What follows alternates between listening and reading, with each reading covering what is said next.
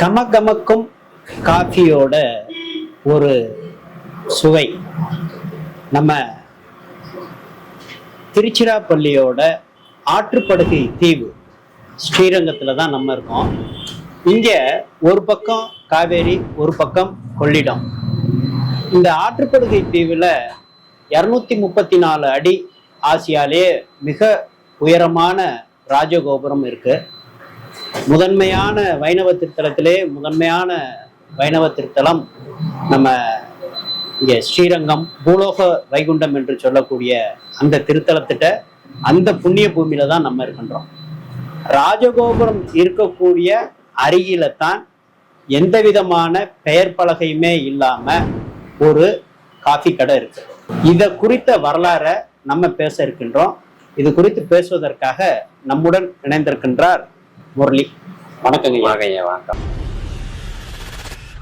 பொதுவாக ஒரு வணிக நிறுவனம் அப்படின்னு எடுத்துக்கிட்டாவே இன்றைக்கு மிகப்பெரிய ஒரு கட்டமைப்பு, அதற்கு ஒரு குளிர்விட்டக்கூடிய வசதி, பெயர் பலகை, நியான் பல்ப் அப்படின்ட்டு ஒரு ஒளி வீசக்கூடிய ஒரு சூழல். ஆனா இன்றைக்கு உங்களோட கடைக்கு வந்திருக்கிறோம். ஒரு தென்னங்கீற்று போட்ட ஒரு கடை, பெயர் பலகையே இல்லாத ஒரு சூழல். இருக்கக்கூடிய கடையோ மிக குறுகிய அளவுல இருக்கிறாங்க. ஆனால் இங்கு வரக்கூடிய நுகர்வோரோ மிக பெரிய அளவுல அலையலையா கூட்டம் இருக்கு. இந்த ரகசியம் பத்தி தான் உங்கள்கிட்ட பேசுறதுக்கு இருக்கிறேன். அதற்கு முன்னாடி உங்களை பத்தி தெரிஞ்சுக்கலாம். உங்களது பூர்வீகம் எதுங்க? ஸ்ரீரங்கம் தான். எங்க தாத்தாவே இங்க கடை வச்சுட்டு இருக்காங்க. தாத்தா 54 இருந்து ஒரு 60 வரையவே அவங்க இங்க ஸ்ரீரங்கம் ராஜகோபுர உள்பகுதியில கடை வச்சுட்டு இருக்காங்க. எஸ் முத்துகிருஷ்ணன். தாத்தா பேர் முத்து. தாத்தா பேர் எனக்கு வச்சாருங்க. ஓகே. அதனால தாத்தா பேர் அம்மாலாம் கூப்பிட முடியாது. அதாவது இப்ப நீங்க பேரன்? ஆமா, பேரன். தாத்தா பாட்டி பேர் என்னங்க? சாரதாம்பாள். அவங்க தான் இந்த ஆரம்பத்துல, அதாவது ராஜகோபுரத்தின் உள்பிரகாரத்துல ஒட்டின மாரி வச்சிருக்காங்க உள்பகுதியில. அப்ப என்ன கடை வச்சிருந்தாங்க? சண்முக ஹோட்டல் தான். ஹோட்டல். ஆமா. அந்த ஹோட்டல்ல சாப்பிட்ட பாட்டி எல்லாம் கூட எங்களோட பேசியிருக்காங்க. இந்த கல்ல இருந்து சாப்பிட்டுருக்காங்க. அவங்க இல்லாம நாங்க நிறைய. எந்த ஆண்டு ஆரம்பிச்சிருக்கிறாங்க அவங்க? ஒரு அது எனக்கு அது எந்த ஆச்சரிய தெரியல. ஆனா அவங்க கிட்டத்தட்ட ஒரு 57 அந்த வாக்குல அவங்க அந்த அப்புறம் அவங்க பிரதேசத்துல சின்ன இதனால அந்த கடை தொடர்ந்து நடத்த முடியல. சரி. அதுக்கப்புறம் ஒரு 14 ஆண்டுகள் எல்லாம். அப்புறம் அப்ப எங்க அப்பாலாம் கொஞ்சம் ஒரு 8, 5 வயசு 10 வயசு அது மாரி இப்ப எங்க அப்பா, சித்தப்பா, பெரியப்பாலாம் இருந்தாங்க. அதுக்கப்புறம் அவங்கெல்லாம் ஒரு 14 வருஷம் கேப்புக்கு அப்புறம் திருப்பி இங்க அருணா கேப்புன்னு ஸ்ரீரங்கம் அதே உள்பகுதியில சின்ன கடையை ஆரம்பிச்சு அப்புறம் ஸ்ரீரங்கத்துக்கு ராஜகோபுரத்துக்கு வெளிப்பகுதியில வந்து அருணா கேப்புன்னு கொஞ்சம் பெரிய லெவல்ல வச்சிருந்தாங்க. அப்ப எனக்கு காத்தால சும்மா இங்க பக்கத்தாப்புல ஒரு ஃபேமஸான காஃபி கடை ரெங்கபவன். அந்த கடை என்ன காஃபிலாம் போய் சாப்பிட்டா ரொம்ப பிடிக்கும். அந்த கடை அப்ப அந்த கடை அப்போ அவங்களுக்குள்ள இதனால கடை மூடுறாங்க. இதுக்கப்புறம் உடனே சரி நம்ம அதுவே காஃபி போட்டா நமக்கு ஒரு காற்று சும்மா தானே இருக்கும். நம்ம ஒரு எக்ஸ்ட்ரா சம்பளம் கொடுப்பாரு. அந்த சம்பளமே நமக்கு இன்னும் ஒரு எக்ஸ்ட்ரா வருமானம் கிடைக்குமே, கடை குடிச்சு கிடைக்கும் அப்படின்னு ஒரு ஆசைக்காக நான் வந்து கடையை ஆரம்பிச்சேன்.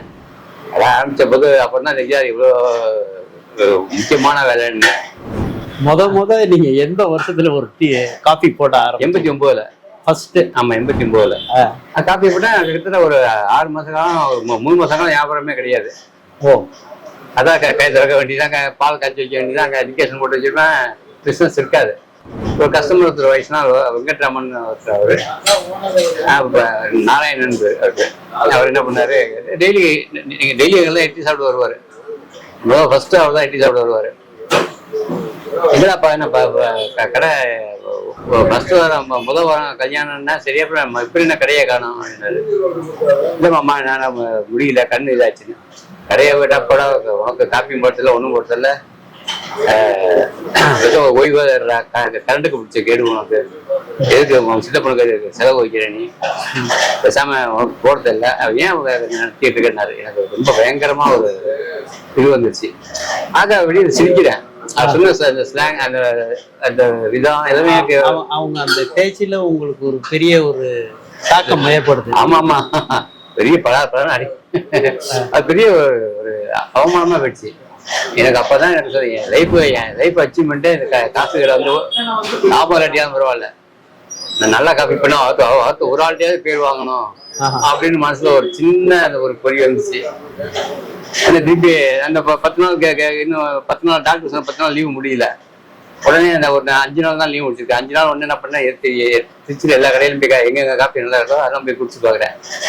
எங்க அப்பா சித்தோட எல்லாம் ஐடியா அவங்க தெரிஞ்ச ஐடியா சொன்னாங்க, இருந்தா நல்லா இருக்கும்னாங்க. அப்புறம் எனக்கு சரி எல்லாத்தையும் நானே போய் நேரில் எல்லா கல்வியும் காப்பி குடிச்சேன், ஒவ்வொன்றா இது பண்றேன். இப்படி செய்யறாங்க அப்படின்னு பார்த்து நானும் எனக்குள்ள ஒரு அனுமானம், சரி நம்ம சொல்லிட்டு திருப்பி 10 நாள் கழிச்சு திருப்பி கடை திறக்கிறேன். அப்ப அந்த திறந்த அன்னிலேருந்தே ஒரு கிராஃப் ஏற ஆரம்பிச்சிருச்சு. ஓஹோ, எத்தனை கடை போய் நீங்க போய் அந்த மாதிரி காஃபி டேஸ்ட் பண்ணி பார்த்துருக்கீங்க? எல்லா கடையுமே எனக்கு 5 பேர் பேசிருக்கும் போது கேட்பேன் எந்த காப்பி நல்லா இருக்கும் அப்படின்னு. அவங்க சொல்லுவாங்க அதாங்க அங்க சந்துகள்ல இருக்கிறதுனால அங்க வசந்த் பவன் நல்லா இருக்கும், ஒரு கடையா சொல்லுவாங்க அந்த. சரி நான் வந்தீங்கன்னா இங்க ரெங்கப்பன் காஃபி ஃபேமஸ், நான் அதெல்லாம் குடிச்சிருக்கேன். அப்ப எங்க வீட்லயும் நம்ம போட்டு பிடிக்கிறது தான் இது பண்றது தான். அப்புறம் அதுக்கப்புறம் நான் இப்ப அடுத்த செய்யும் போது ஒரு பால்கார வீட்டுக்கு போய் அவரை எழுப்பி மாட்டையை எழுப்பி நானே கறந்து அப்புறம் வந்து காப்பி போட்டேன். அப்ப இருந்து காப்பி ஹிட் ஆச்சு. அது ஒரு பெரிய ஒரு மறக்க முடியாத தருணம், ஒரு வெற்றியோட முதல் படி சூத்திரம். ஆமா அதேதான். இப்ப நீங்க இந்த முரளி காஃபிக்கு எடுக்கக்கூடிய பால் எங்க இருந்து நீங்க? கிராமங்கள்ல இந்த பசும்பால் தான், சுத்தமான பசும்பால் தான் எல்லாமே. அதுல உள்ள அந்த ஒரு உத்தி தான் என்ன உங்களோட வெற்றியோட ரகசியம்? ஹார்ட் ஒர்க் தான் சார். அதாவது எனக்கு சீரகத்தை தாண்டி டவுன்லயே எனக்கு வழி தெரியாது. சீரகத்தை திருச்சி டவுன்ல எனக்கு வழி தெரியாது. அதான் நைட்டு 12 மணிக்கு பட்டாலும் அதால் 4 மணிக்கு 3:30க்கு முடிச்சிருவேன். 3:30க்கு முடிச்சனாக்கா அப்புறம் கடை 10 மணிக்கு மூடும்.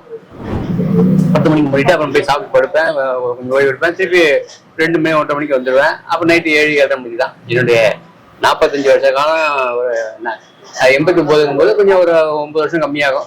30 அந்த சம்திங் இது. அந்த காலத்துல செஞ்ச வேலை இதே தான். எனக்கு மெட்ராஸ் இங்கே வெளியே போனாலும் சிஸ்டர்ஸ் கையை வச்சு கூட்டு போவாங்க, கையை வச்சு கூட்டு வருவாங்க. காபி தூள்னா நீங்க என்ன மாதிரி உள்ள காபி தூள் நீங்க தேர்வு செய்வீங்க? சிக்கரியா தான், 80க்கு 20 சிக்கரியா தான். இங்க லோக்கல்ல உள்ள கடைகள்லயே வாங்கி. இப்ப இன்றைக்கு உள்ள தொழில்நுட்ப வளர்ச்சியில பல்வேறு நுட்பங்களை பயன்படுத்துறாங்க. ஆனா இன்றைக்கு நம்ம கடையில பார்த்தோம் அப்படின்னா பின்னாடி அந்த காலத்துல ஃபில்டர் இருக்கு. தாத்தா காலத்துல அவங்க இதுதான். ஓ, அப்ப இருந்து இந்த இதுதான் பாணி அப்படி ஃபாலோ பண்றீங்க? ஆமா, இது வந்து உங்களுக்கு இந்த அந்த காஃபியை விட இந்த காஃபி உங்களுக்கு டைஜஷனுக்கு பெஸ்ட். பசும்பால் இந்த டிகேஷன் வந்து கொஞ்சம் உங்களுக்கு அவ்வளவு, அதாவது தண்ணி கொஞ்சம் சேர்றதுனால உங்களுக்கு வந்து கொஞ்சம் இதை ஒரு டைஜஷனுக்கு நல்லா இருக்கும். இந்த காப்பி நீங்க ஒரு 2 காப்பி 3 காப்பி தொடர்ந்து சாப்பிட்டீங்கன்னா கூட இதுல 3 காப்பி சாப்பிட்ற கஸ்டமர்லாம் இருக்காங்க. அவங்களுக்கு எந்த டிஃபெக்டும் ஒன்றும் வயிறு ஃப்ரீயா இருக்கும். அந்த மாதிரி ஒரு இதுதான். மற்றபடி நீங்க அந்த காப்பி தான் சாப்பிட்டீங்கன்னா வயிறு கொஞ்சம் அப்படியே கொஞ்சம் ஒரு டைஜஷன் கொஞ்சம் லேட் ஆகும். இன்றளவுமே நம்மளோட இந்த முரளி காஃபி அப்படின்னு உங்களோட பெயரையே தாங்கி இன்றைக்கு இந்த கடை பெயர் சொன்னால் போதும், தரம் எளிதில் விளங்குங்கிற மாதிரி இருக்கு. ஆனா நீங்க பெயர் பலகையே வைக்கல, ஆனால் அலை அலையாக கூட்டம், மக்கள் மட்டும் இல்ல, சட்டமன்ற உறுப்பினர், நாடாளுமன்ற உறுப்பினர், அமைச்சர் பெருமக்கள் முத கொண்டு இந்த இடத்துக்கு வண்டி வந்து திடீர்னு நிற்கும்.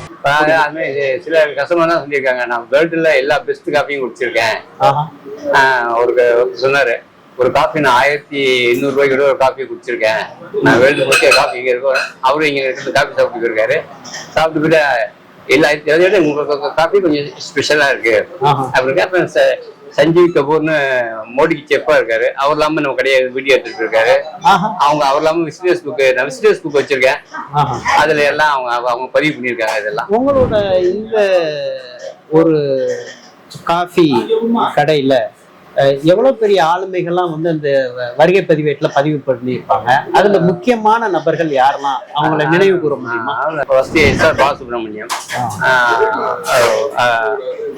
முன்னாடி அமைச்சர் அன்பழகன், அன்பழகன், அப்புறம் இங்க லோக்கல் உள்ள எல்லா அமைச்சரும் வருவாங்க. நம்ம அமைச்சர் நேரு, அப்புறம் சுப்பிரமணிய சுவாமி இங்கே வந்து சாப்பிட்டுருக்காரு. ஆனா அந்த கிட்ட நான் போய் போட்டோ எடுக்க போறேன்.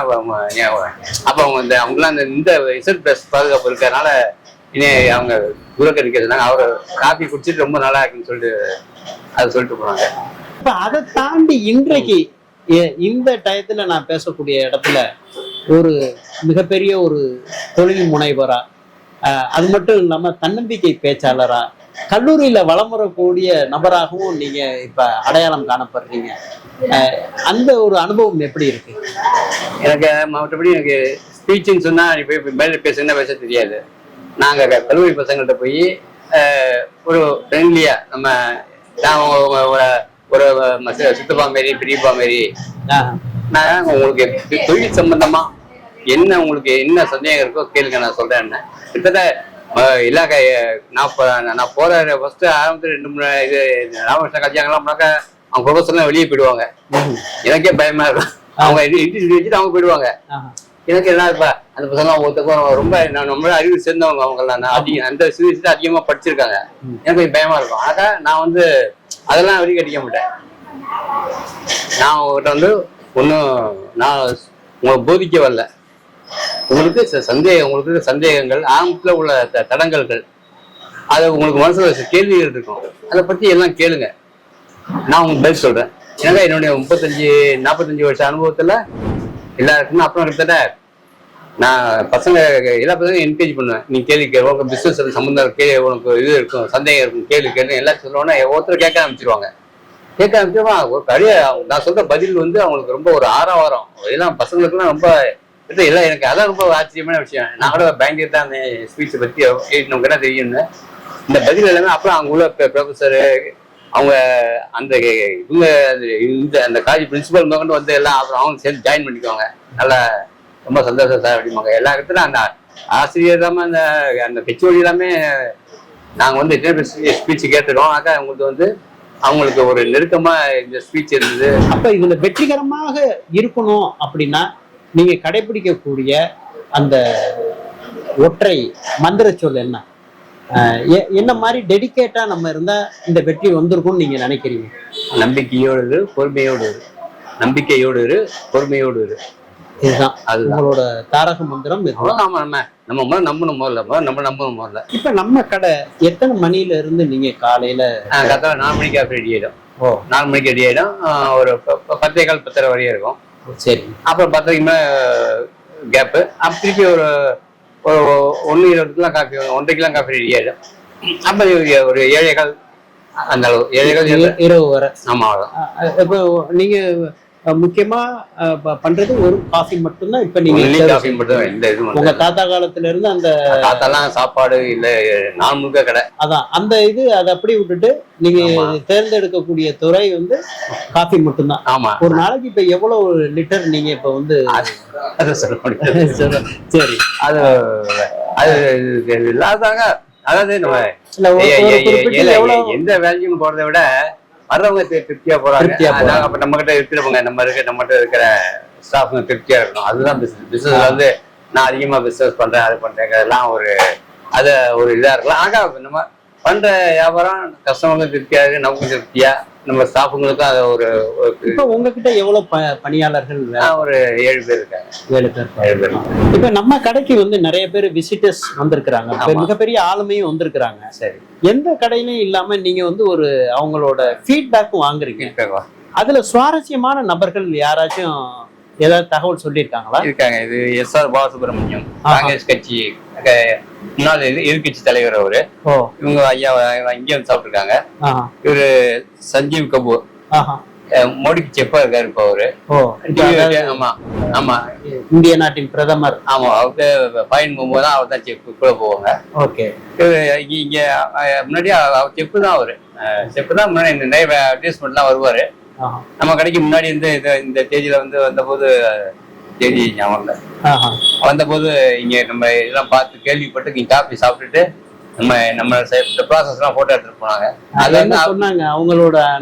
காஃபி ரொம்ப ரொம்ப நல்லா இருந்தது. ரொம்ப அதான் அப்படின்னா இதுக்கு ரியலி ரெஃப்ரெஷிங் இருக்காரு. சரி, டேட் போட்டுருக்காரு. ஆமா, ஹெச் ராஜா 2008 வந்திருக்காரு. ஹெச் ராஜா அவங்க வந்து இங்க வந்து